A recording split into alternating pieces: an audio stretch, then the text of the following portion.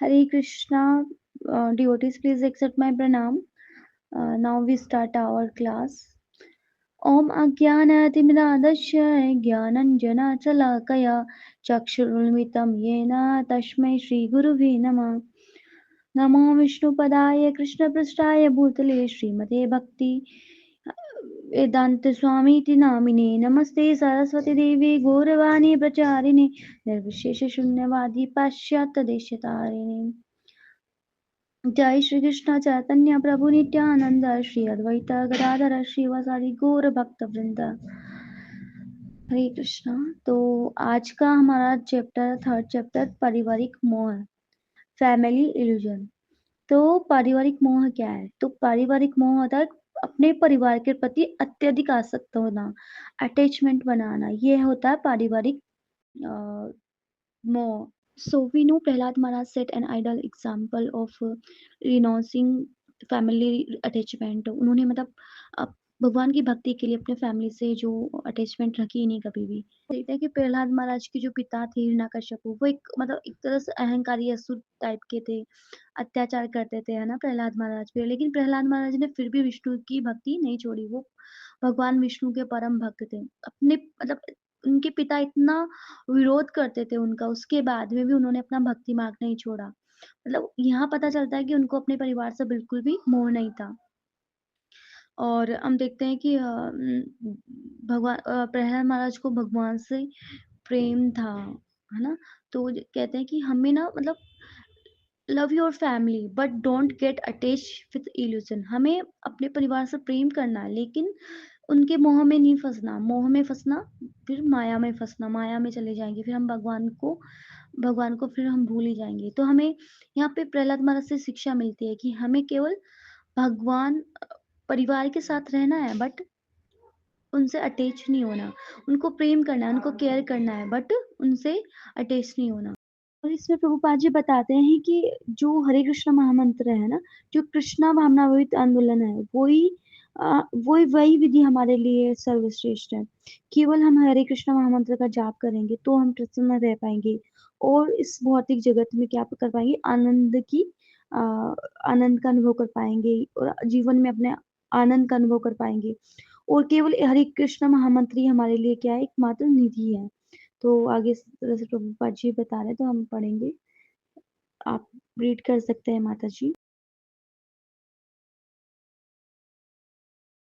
पारिवारिक मोह, इसमें प्रभुपाद जी बताते हैं, प्रहलाद महाराज ने अपने मित्रों से कहा, तुम्हें तुरंत ही कृष्ण भावनामृत शुरू कर देना चाहिए। सारे बालक नास्तिक बौद्धिकतावादी परिवारों में जन्मे थे, किंतु सौभाग्यवश उन्हें प्रहलाद की संगति प्राप्त थी, जो अपने जन्म से श्री भगवान के महान भक्त थे। जब भी उन्हें अवसर मिलता और जब अध्यापक कक्षा के बाहर होता तो वे कहा करते, मित्रों आओ हम हरे कृष्ण कीर्तन करें, कृष्ण भावनामृत शुरू करने का समय है। किंतु जैसा कि हमने अभी अभी कहा, किसी बालक ने कहा होगा, किंतु हम अभी बच्चे हैं, हमें खेलने दीजिए, हम तुरंत मरने वाले नहीं, हमें कुछ आनंद लेने दीजिए, अतः बाद में कृष्ण भावनामृत शुरू करेंगे। लोग यह नहीं जानते कि कृष्ण भावनामृत सर्वोच्च आनंद है। वे सोचते हैं कि जो बालक तथा बालिकाएं इस कृष्ण भावनामृत में सम्मिलित हुए हैं वे मूर्ख हैं, वे प्रभुपाद के प्रभाव से इसमें सम्मिलित हुए हैं और उन्होंने भोगने योग्य अपनी सारी वस्तुएं छोड़ दी हैं, किंतु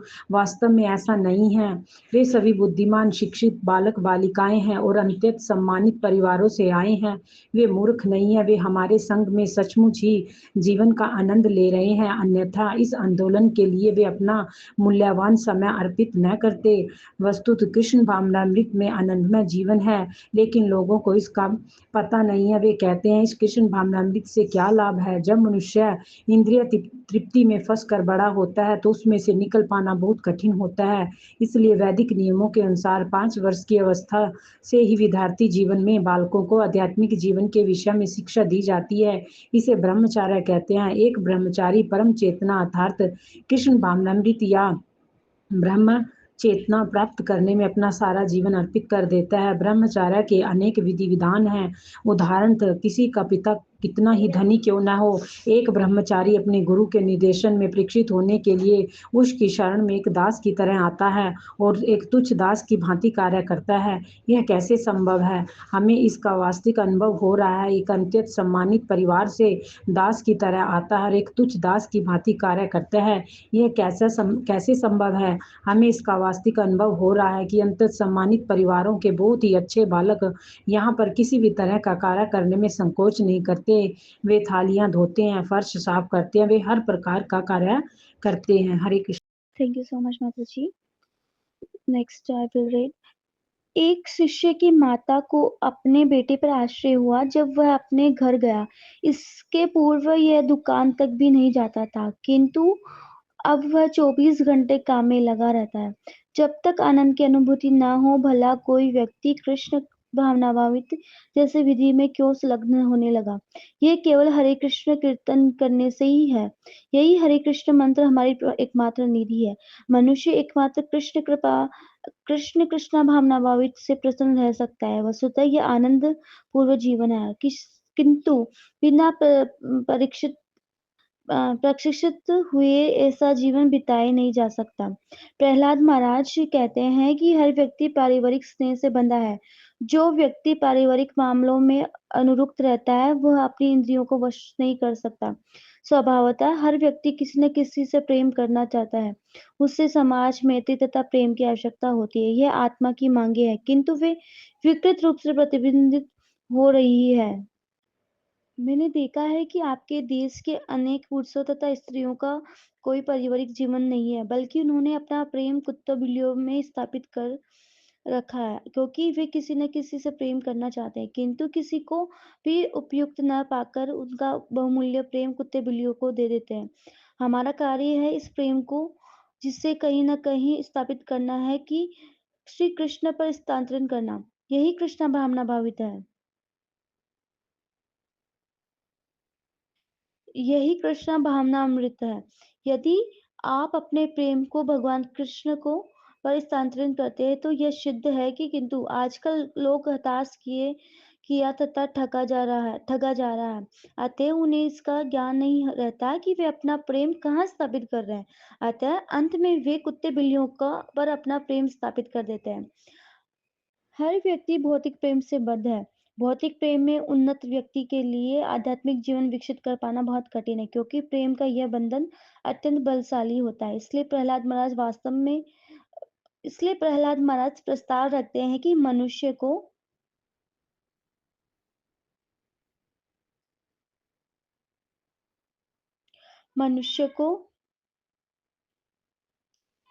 बाल्यकाल से ही कृष्णा भावनामृत सीखना चाहिए। जब बालक 5 वर्ष का हो जाता है, जैसे ही उसकी चेतना विकसित हो जाती है, उसे प्रशिक्षण पाने के लिए पाठशाला भेज दिया जाना चाहिए। प्रहलाद महाराज कहते हैं कि उसकी शिक्षा प्रारंभ से ही कृष्णा भावनावित होनी चाहिए। 5 से लेकर 15 वर्ष तक की अवधि अत्यंत मूल्यवान होती है। आप किसी भी बालक को कृष्णा भावनामृत का प्रशिक्षण दे सकते हैं और वह इसे सिद्ध हो जाएगा। बालक यदि कृष्णा भावनामृत में प्रशिक्षण नहीं रहता, तो और उल्टे यह भौतिकवाद में प्रगति कर लेता है, तो उसके लिए आध्यात्मिक जीवन विकसित कर पाना बहुत कठिन है।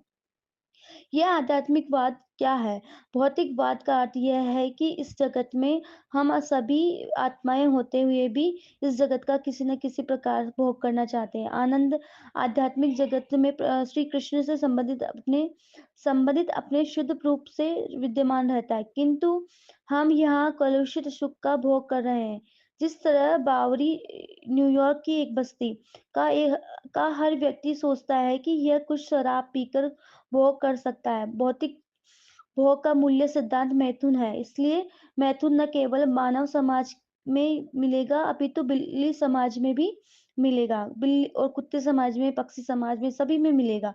दिन में दिन में कबूतर कम से कम 20 बार संभोग करता है। यही उसका आनंद है। श्रीमद् भागवतम द्वारा यह पुष्टि होती है कि भौतिक भोग नर तथा नारी के यौन विलाप से अधिक किसी अन्य पर आधारित नहीं है। प्रारंभ में कोई लड़का सोचता है, वाह ये लड़की कितनी सुंदर है, और लड़की कहती है ये वह उत्तम लड़का है। जब वे मिलते हैं तो भौतिक कलमश अधिक प्रगाढ़ हो जाता है, और जब वे संभोग करते हैं तो वे और अधिक लिप्त हो जाते हैं।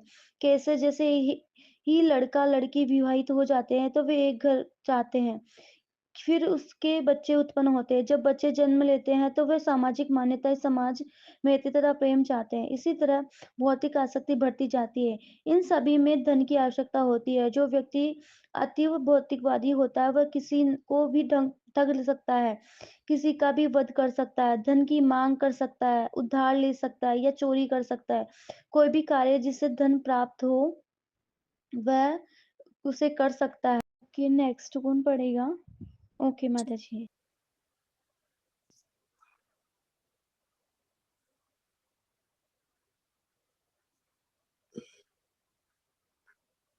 हाँ जी, सकते हुए जानता है कि उसका घर, उसका परिवार, उसकी पत्नी और बच्चे सर्वथा विद्यमान नहीं रहेंगे। वह समुद्र के बुलबुले के समान है, जो उत्पन्न होते हैं और थोड़ी देर में चले जाते हैं, किंतु वह अत्यधिक आसक्त रहता है। उनके परिपालन के लिए आवश्यक धन प्राप्त करने के लिए वह अपने आध्यात्मिक विकास की बलि दे देता है। मैं ये शरीर हूँ, मैं इस भौतिक जगत का हूँ, मैं इस देश का हूँ, मैं इस जाति का हूँ, मैं इस धर्म का हूँ, मैं इस परिवार से संबंधित हूँ। ये विकृत चेतना बढ़ती ही जाती है। उसका कृष्ण भावनामृत कहाँ है?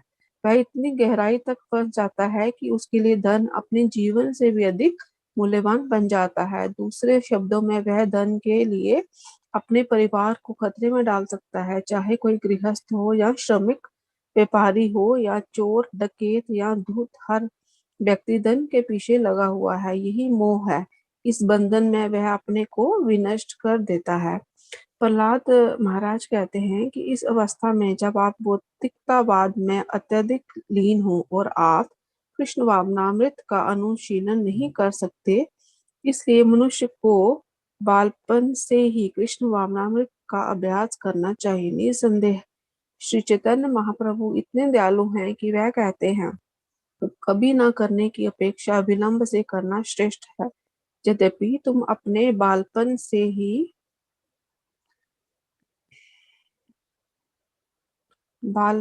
ही कृष्ण भावनामृत को प्रारंभ करने का अवसर गंवा बैठे हो, किंतु तुम जैसी भी स्थिति में हो वहीं से आरंभ करो। यही चैतन्य महाप्रभु की शिक्षा है। उन्होंने ये कभी नहीं कहा कि चूंकि तुमने अपने बचपन से कृष्ण भावनामृत नहीं शुरू किया इसलिए तुम उन्नति नहीं कर सकते। वे अत्यंत कृपालु हैं। उन्होंने हमें यह उत्तम हरे कृष्ण कीर्तन की विधि प्रदान की है। हरे कृष्ण कृष्ण कृष्ण हरे हरे, हरे राम राम राम हरे हरे। आप चाहे जवान हो या बूढ़े, चाहे आप जो भी हो, बस इसे शुरू कर दे। आप ये नहीं जानते कि आपका जीवन कब समाप्त हो जाएगा। यदि आप निष्ठा पूर्वक क्षण भर के लिए भी कीर्तन करते हैं तो इसका बहुत प्रभाव पड़ेगा। ये आपको महान से महान संकट से अगले जीवन में पशु बनने से बचा लेगा। यद्यपि प्रहलाद कृष्णा, कोई और रीड करना चाहता है? Okay Prabhu ji.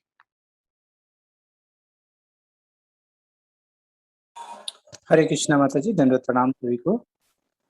Can I start माता जी? यद्यपि प्रहलाद महाराज 5 वर्षों के हैं, किंतु एक अत्यंत अनुभवी तथा शिक्षित व्यक्ति की तरह बोलते हैं, क्योंकि उन्हें अपने गुरु श्री नारद मुनि से ज्ञान प्राप्त किया था। इसका उद्घाटन श्रीमद् भागवतम के अगले अध्याय 7.7 में किया गया है। ज्ञान आयु पर निर्भर नहीं करता, अपितु प्राप्ति के श्रेष्ठ स्रोत पर निर्भर करता है। केवल आयु में वृद्धि से ही कोई चतुर नहीं बन जाता, ऐसा संभव नहीं है। ज्ञान एक श्रेष्ठ सोच से ग्रहण करना होता है, तभी मनुष्य बुद्धिमान हो सकता है। इससे कोई अंतर नहीं पड़ता कि कोई 5 वर्ष का बालक है या 50 वर्ष का बूढ़ा। जैसा कि कहा जाता है, ज्ञान से मनुष्य कम आयु का होने पर भी वृद्ध माना जाता है। यद्यपि प्रहलाद केवल 5 वर्षों के थे, किंतु ज्ञान में उन्नत होने के कारण वे अपने सहपाठियों के सम्यक उपदेश दे रहे थे। कुछ लोगों को उपदेश अरुचिकर लग सकते हैं। मान लीजिए कोई व्यक्ति विवाहित है और प्रहलाद का उपदेश है कि कृष्ण भावनामृत ग्रहण कीजिए। वह सोचेगा कि मैं अपनी पत्नी को कैसे छोड़ सकता हूँ। हम तो साथ साथ उठ बैठते, बातें करते और आनंद मनाते हैं। भला कैसे भला कैसे छोड़ सकता हूँ। पारिवारिक आकर्षक अत्यंत प्रबल होता है। मैं वृद्ध हूँ, मेरी आयु 72 वर्ष की है। मैं विगत 14 वर्षों से अपने परिवार से विलग हूँ। तथापि कभी कभी मैं भी अपनी पत्नी और बच्चों के विषय में सोचता हूँ। यह स्वाभाविक है, किंतु इसका अर्थ यह नहीं कि मुझे वापस जाना होगा। यह ज्ञान है। जब मन इंद्रिय तृप्ति के विचारों में मग्न होता है, तो यह समझना चाहिए कि यह मोह है। वैदिक प्रणाली के अनुसार मनुष्य को 50 वर्ष की आयु में अपना परिवार छोड़ना ही पड़ता है। उसे जाना ही पड़ेगा। इसका कोई दूसरा विकल्प नहीं है। प्रथम 25 वर्ष विद्यार्थी जीवन के लिए है। 5 वर्षों से 25 वर्ष की आयु तक उसे कृष्ण भावनामृत की सुचारू रूप से शिक्षा दी जानी चाहिए। मनुष्य की शिक्षा का मूल सिद्धांत कृष्ण भावनामृत के अतिरिक्त और कुछ भी नहीं होना चाहिए। तभी इस लोक में तथा अगले लोक में यह जीवन सुखमय तथा सफल होगा। कृष्ण भावना भावित शिक्षा का अर्थ है कि मनुष्य को पूरी तरह भौतिक चेतना छोड़ने के लिए प्रशिक्षित किया गया है। यह सम्यक कृष्ण भावनामृत है। किंतु यदि कोई विद्यार्थी कृष्ण भावनामृत के सार को ग्रहण नहीं कर पाता, तो उसे सुयोग्य पत्नी से विवाह करने और शांतिपूर्ण गृहस्थ जीवन बिताने की अनुमति दी जाती है। क्योंकि उसे कृष्ण भावनामृत के मूल सिद्धांतों का प्रशिक्षण दिया जा चुका होता है, इसलिए वह इस भौतिक जगत में नहीं फंसेगा। जो व्यक्ति सादा जीवन बिताता है, सादा जीवन और उच्च विचार या पारिवारिक जीवन में भी कृष्ण भावनामृत में प्रगति कर सकता है। अतएव पारिवारिक जीवन की निंदा नहीं की जाती, किंतु यदि मनुष्य अपनी आध्यात्मिक पहचान भूलकर सांसारिक व्यापारों में फंस जाता है, तो वह दुर्गति को प्राप्त होता है। उसके जीवन का उद्देश्य नष्ट हो जाता है। यदि कोई यह सोचता है कि काम वासना से अपने को नहीं बचा सकता, तो उसे चाहिए कि वह विवाह कर ले। इसकी संतुति है, लेकिन अवैध मैथुन न किया जाए। यदि कोई व्यक्ति किसी स्त्री को चाहता है या कोई स्त्री किसी पुरुष को चाहती है, तो उन्हें चाहिए कि विवाह करके कृष्ण भावनामृत में जीवन बिताए। जो व्यक्ति बचपन से ही कृष्ण भावनामृत में प्रशिक्षित किया जाता है, भौतिक जीवन शैली के प्रति स्वभावतः उसकी रुचि कम हो जाती है और 50 वर्ष की आयु में वह ऐसे जीवन का परित्याग कर देता है।